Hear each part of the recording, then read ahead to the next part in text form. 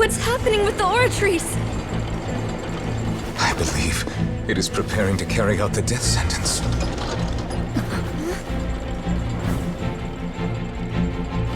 Verena!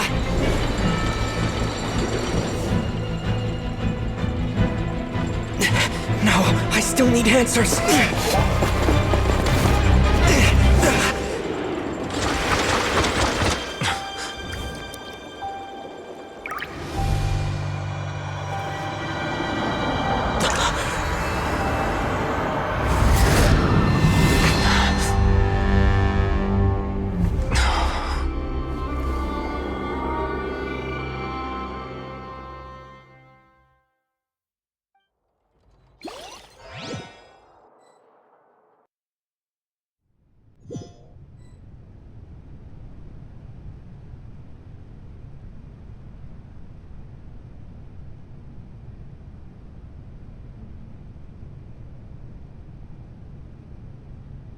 You...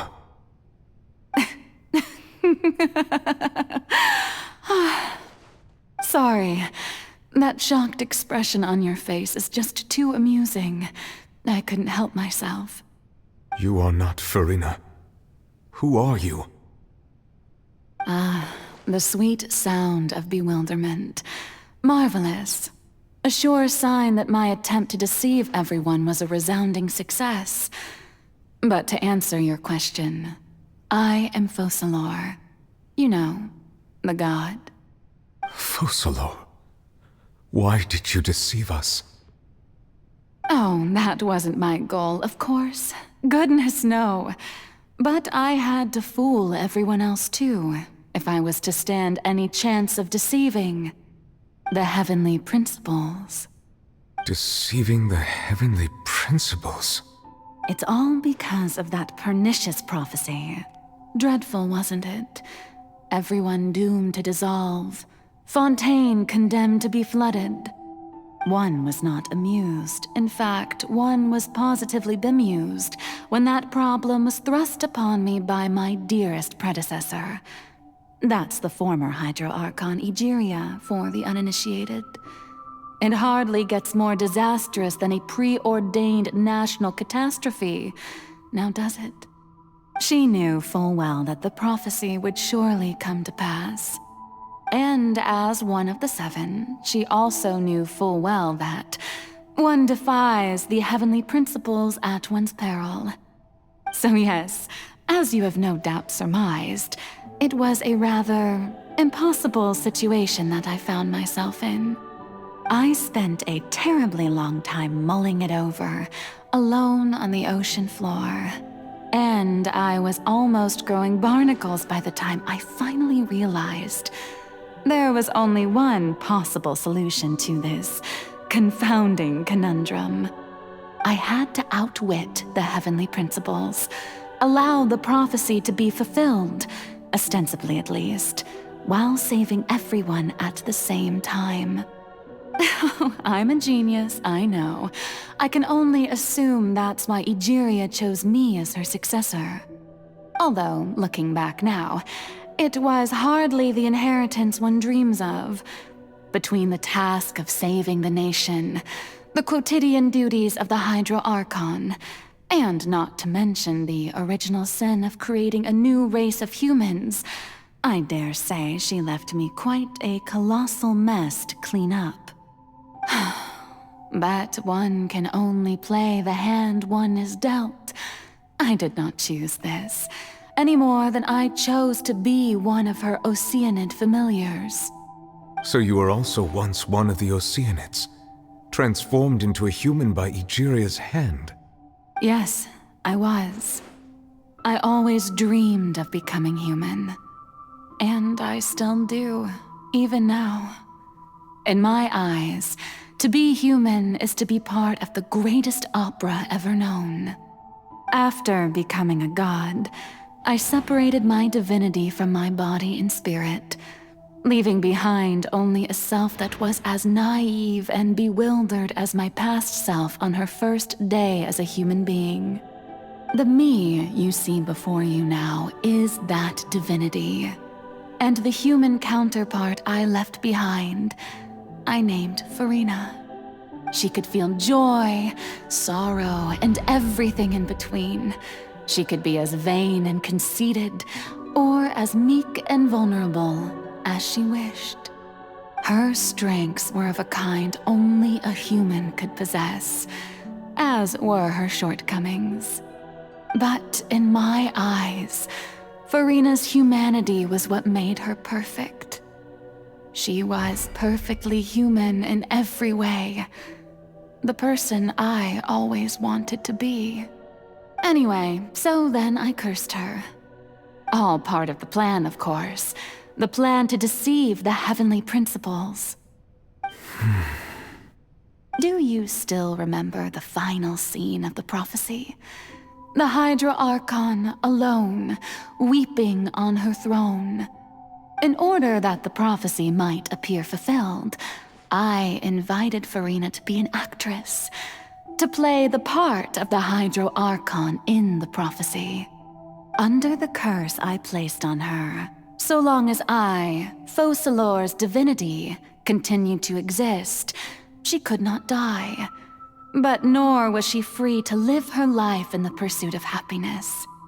Instead, she was forced to take the stage in the opera house, to embrace the role of leading lady, to forever play the part of the god from the prophecy, all to create a deceitful appearance of that prophecy coming to pass. I suppose now you probably understand why your court is called the Opera Epiclese. But Farina is only human, isn't she? Even though she has had a long life, her mind is no stronger than that of any other ordinary human being. I cannot begin to fathom what she has had to endure. It must have been torture for her.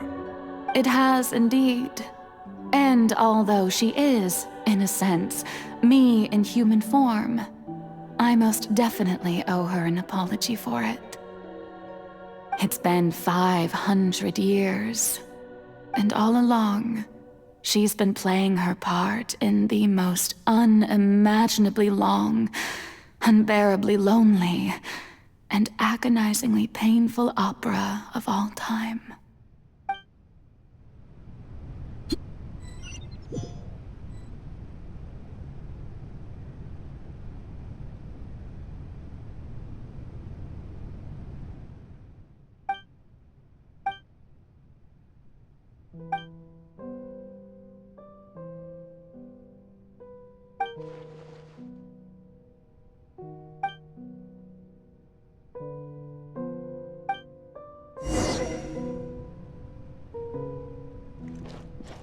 Off we go!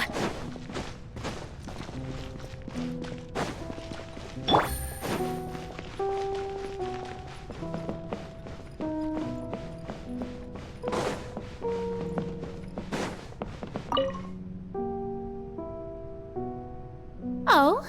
Who permitted you to come onto the stage? Now, I understand your admiration for my august self, but I must ask you to keep to the rules. All right. It is not my intent to reprimand you. There is no need to state your name. Just be off with you. Do not distract me from my performance.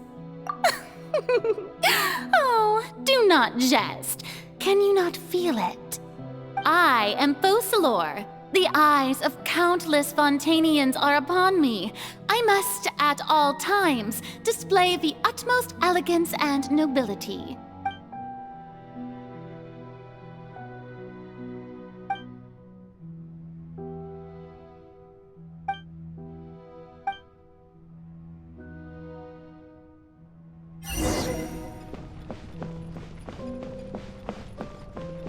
Dear audience, the performance is experiencing a technical difficulty, but worry not. The guards shall resolve it soon enough.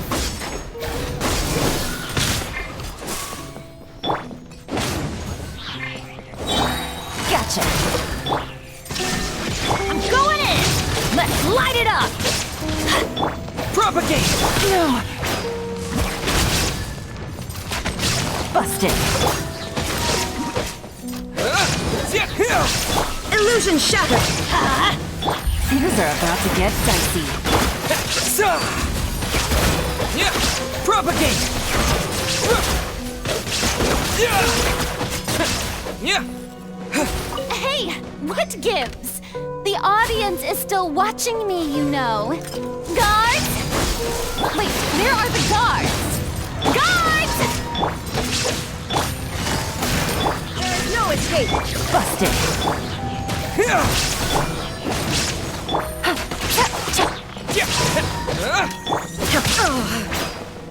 Shine down! Why do they never miss? Quietly now. Yeah! Scatter! Teamwork is Germinate! Game's up. Run's over.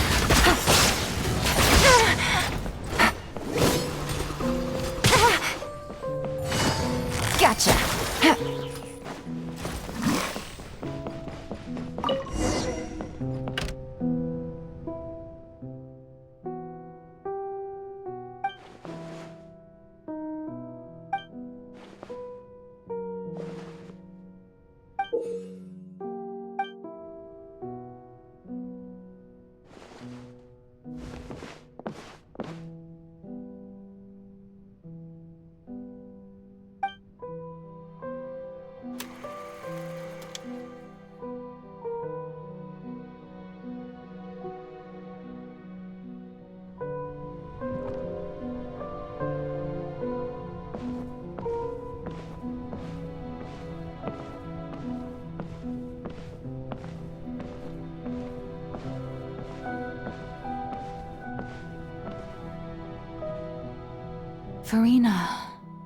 Farina. Huh? Who's that? Who's calling me? Where are you? Be not nervous. Be not afraid. I am before you. Wait a moment. You're mirror me? How can this be?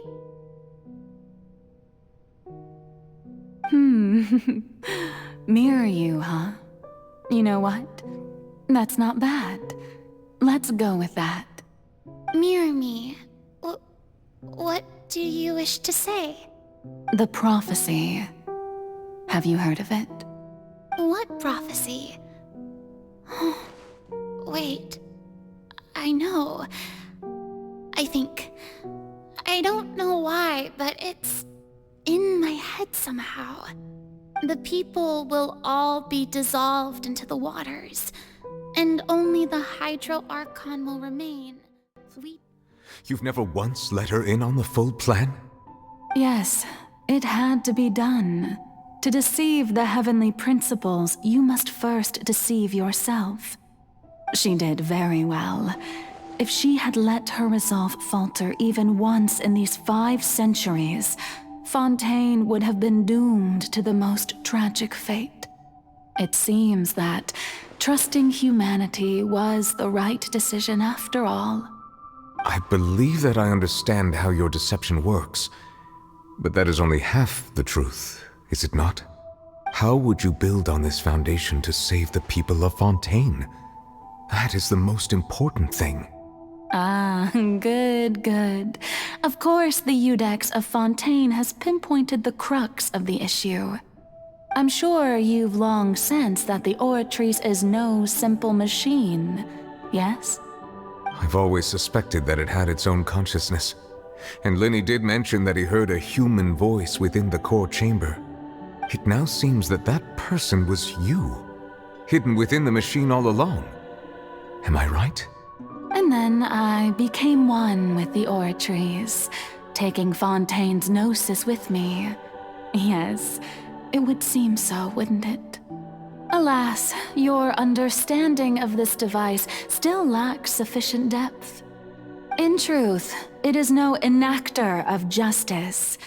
It is, in fact, a device created to kill the god of justice. I beg your pardon? Oh, you have it. And to be more precise, not only will the Oratrice take down the God of Justice, it will also take down the divine throne upon which she has been placed. I mean, did you think I would be the sort to enjoy peaceful repose while Farina suffered? My work over these last 500 years has been to constantly accumulate indemnitium within the Oratrice.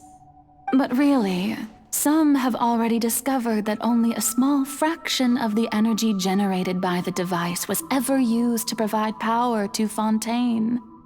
The vast majority had to be, accumulated to enact this death sentence. It was all part of your plan then? Both the trial and the sentence? Indeed. This power, accrued over 5 centuries, could have sustained Fontainians for millennia had it only been used for that purpose. Almost all of it has now been stored within the Oratrice. But only power of this magnitude could hope to destroy the Hydro Archon's divine throne, shaking the rules established by Celestia and breaking through the institution that is the Seven. So the Oratrice's call for death was for neither Farina nor Focalor, but for the Hydro Archon. The destruction of that divine throne. If I do not misunderstand your intent, you must be... Returning what's rightfully yours to you, of course.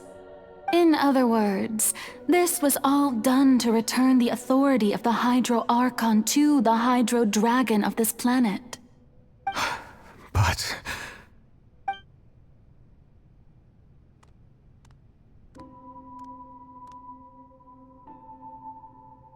Oh, what? Getting sad again, are we? The authority of the ancient dragons shall soon be yours once more, O Hydro Dragon Sovereign. And this is the face you make. all you've done throughout the years is just so you can sacrifice yourself at the very end. I've never quite seen it that way, you know. Even now, I'm quite pleased at how well my deception worked.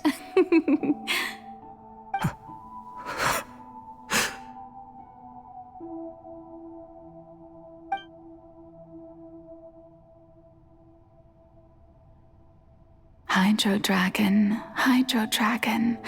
don't cry. I must say, had it been within my rights, I would have loved to judge the heavenly principles themselves. Were they not guilty of essentially the same crime? Egeria stole the power of the primordial sea, and the heavenly principles stole the power you ancient dragons possessed. I, for my part, am the god of justice. And is it not just that your original powers should be returned to you? Speaking of justice, I have always believed that justice lies in the process of pursuing human existence itself. So, if the theft of the primordial sea's might was Fontaine's original sin, then, leaving matters of procedural right and wrong aside, the descent of the Fontainians as humans and their right to exist in this world would be Fontaine's original justice. In other words, existence was Egeria's justice, and to me, justice is the continuation of that existence. Defying the prophecy and ensuring that Fontaine's people shall live on, that should be the justice enthroned over all others.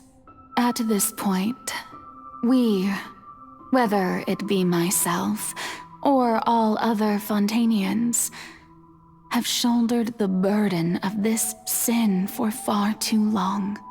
Iudex Nervillet, the highest judge in our land, when you regain your full power as an elemental sovereign, what verdict shall you pass upon us? So when I was invited to the court of Fontaine to serve as Iudex, I see now that that was your idea too. At last, I now understand the true purpose behind this position. In the beginning, I was uninterested in human existence. But these 5 centuries of living alongside them have gradually brought about mutual understanding between us. And I have even attempted to feel as they feel. You are a devious one, Focalors. Things being as they are, surely you know that I could never declare them to be guilty.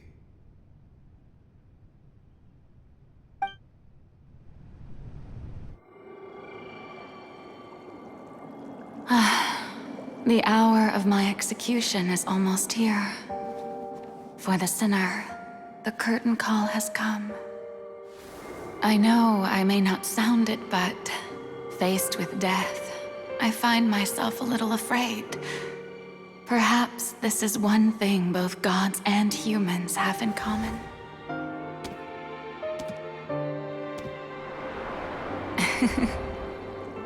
Farewell, Nervalette. I hope you've enjoyed the part you played these 500 years.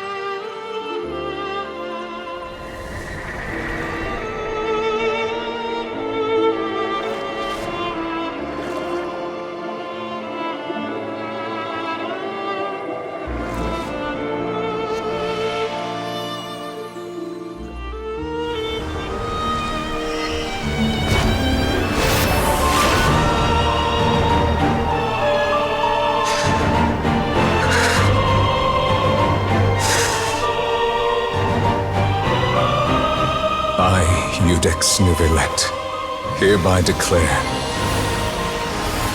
people of Fontaine, your sins are forgiven.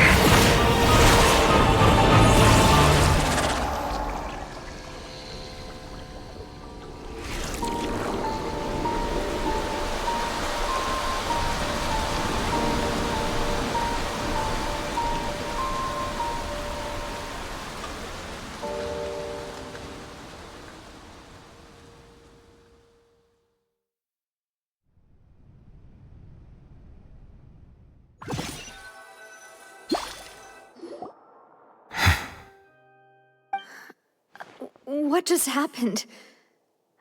Has the death sentence been carried out? Was that bright light some sort of misdirection? I have a feeling that something huge just happened. But since we're all still alive and haven't been dissolved, I assume whatever happened was good for us. It's time to end this. We must mete out punishment to that beast.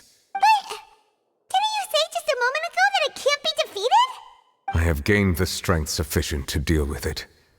Through certain means, I now have the ability to separate the power of the Primordial Sea from that creature. We should seize the opportunity to pursue our quarry. Traveler, now that the oratories can no longer function, I require an executor to help me mete out justice. The root of the calamities befalling Fontaine, the beast that enacts the prophecy. Its name is the all-devouring Narwhal. Come with me, traveler. The hour of execution has come.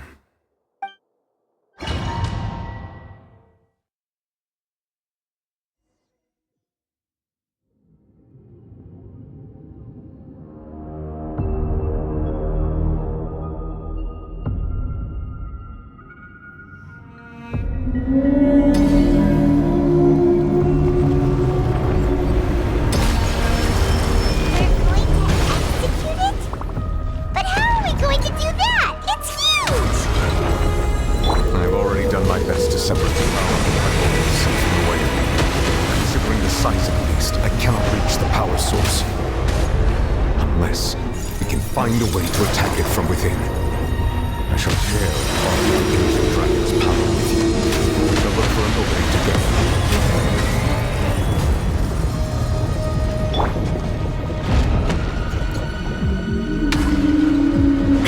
Illusion shattered! Quietly now. I can feel the sorrow turning into hostility.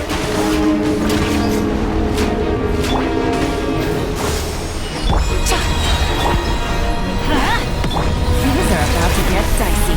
Quietly now. Inazuma shines eternal! Shine down! The all-devouring narwhal cannot resist its instinct to devour. Continue to trigger its hostility. Chance will present itself.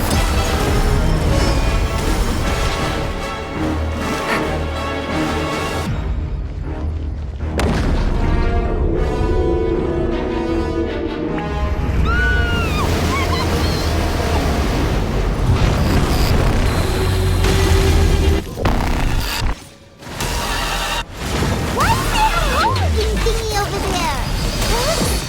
Really scary!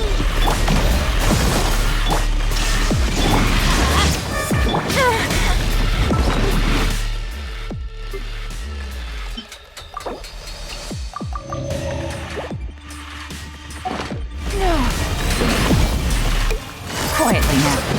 Let's light it up! Everybody, game's up. Fun's over. Busted. I have granted you my protection. Do not fear. Seize the moment and use my power to suppress this root from within.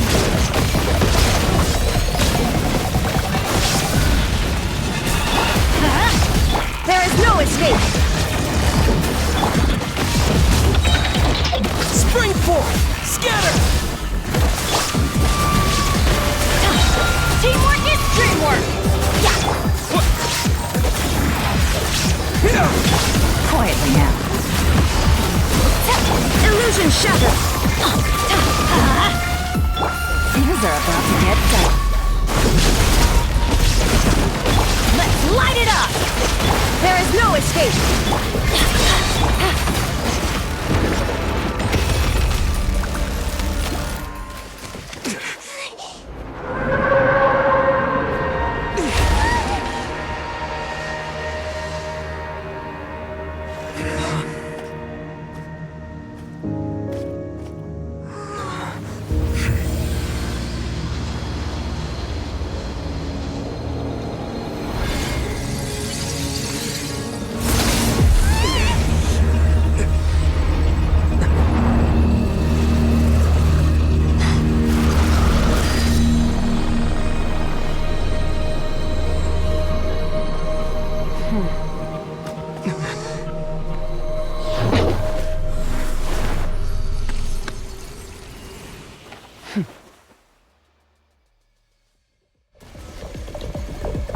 Thanks for helping with the cleanup.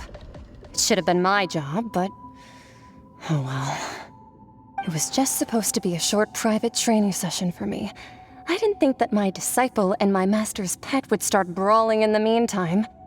Well, actually, I had a feeling that it would happen at some point, but they bumped into one another earlier than I thought.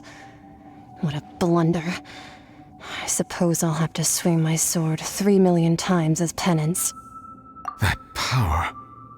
Who are you exactly? Paimon has an idea. From what she said earlier, she must be Child's master. Skirk, right? It's just that he gave us the impression that she was the less talkative person. I simply did not have anything to say to the weak. But you, on the other hand, managed to defeat the all-devouring narwhal without using power from beyond this world. So you may speak to me as equals. I have to agree. It's a strange use of a planet's primordial waters just to raise an all-devouring narwhal. That kind of power is wasted on it. It's not cooperative. It eats too much. And I have more important things to do with my time than pet sitting. The only thing that creature has going for it is its looks. All in all, it fails as a pet. Miss Skirk? think you might have missed the point. The point being? Well, being that this pet almost destroyed an entire nation. So what sort of person is your master? Well, child's master's master. Wait, is that... Oh, right. So you don't know him. Sorry, I assumed you did. His name is Sir Taloji. Huh? I am unfamiliar with that name. Huh. So Master isn't sufficiently famous. How should I describe him then? Have you heard of the name The Fowl? The Fowl? Still nothing? Well, how about the Visionary? Vetterfulnir then? Or Gold Rhine-Daughter? Ooh, that one we've heard! Rhine-Daughter's part of the Hexen Circle. She's Albedo's mom, right? Oh, so you do know that name. To be honest, I also heard all of those names and titles from my master. I don't actually know them either. But I suppose you understand now, yes? My master is likely a similar sort to Rhine-Daughter. They are both pursuing some form of perfection. Wait, didn't you also mention a visionary person? Hyman didn't quite catch their name. Actually, never mind that. I believe it expedient to inform you that the all-devouring narwhal used up nearly all its strength fighting you. Such roiling hydro energies will prove difficult for the planet's deep seas to digest. As such, the fontaine back on the surface has most likely been thrown into chaos. In other words, the prophecy that you've been fretting over should now be in full swing. What?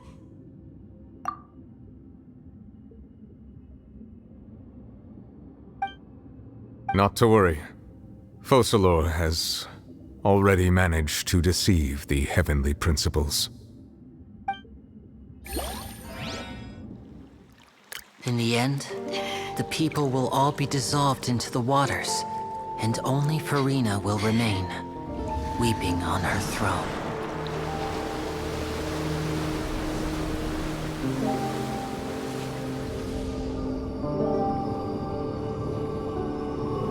Only then will the sins of the people of Fontaine be washed away.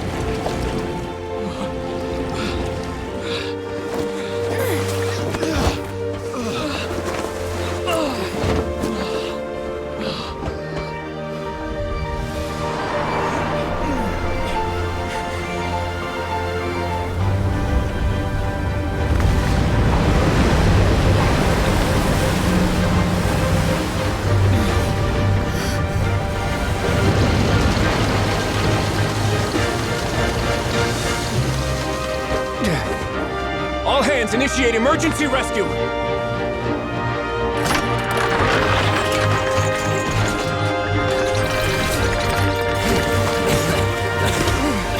Hurry!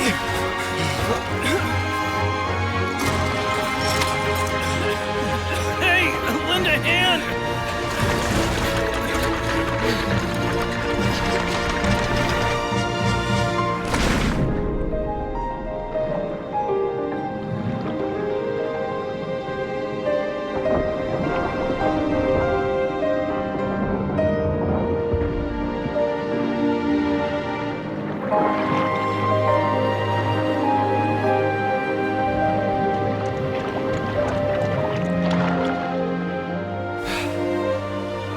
Look!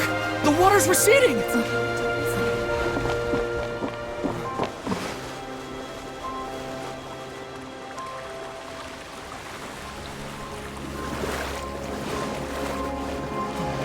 It's a miracle! Water's receding. We didn't dissolve. The prophecy was wrong! The prophecy was wrong!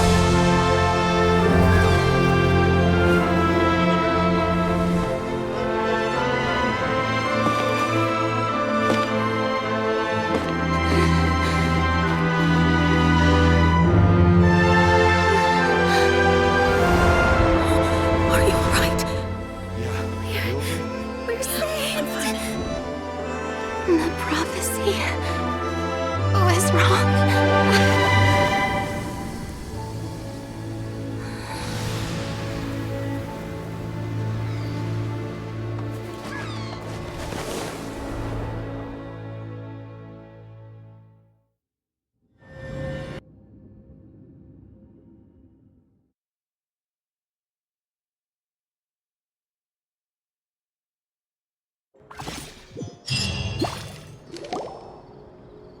The soil renewed. Old soil can still give birth to new bloom, Miss Skyship with the various people always call...